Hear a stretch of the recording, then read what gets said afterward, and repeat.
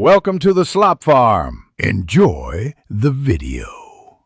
You'll start by ensuring your iPhone is up to date and has enough storage. This prevents interruptions when installing a VPN app.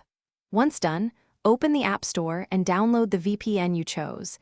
Tap Get or Subscribe and authenticate with your Apple ID. After install, launch the app and create or sign into your account using an email and strong password. Make sure to choose the subscription plan you want. This initial setup lets the app request the VPN configuration that iOS needs to connect. Now configure the VPN inside the app. Grant permission when iOS asks to add a VPN configuration and allow notification access so the app can show connection status. Choose a server location, and if the app exposes it, pick a protocol for performance versus privacy trade-offs. Enable features like auto-connect or kill switch to prevent leaks. Tap Connect and wait for the status to show connected.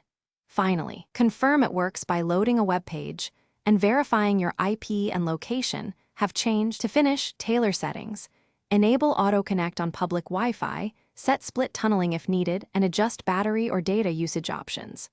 Make sure background app refresh is allowed so the VPN can reconnect. If you can't connect, try switching servers, toggle the VPN permission in settings, or reinstall the app. These steps often fix common issues. If problems persist, collect the error messages and contact the VPN support with timestamps and logs. That helps them diagnose quickly and gets you back online securely. Thanks for watching. Consider subscribing if we helped you today.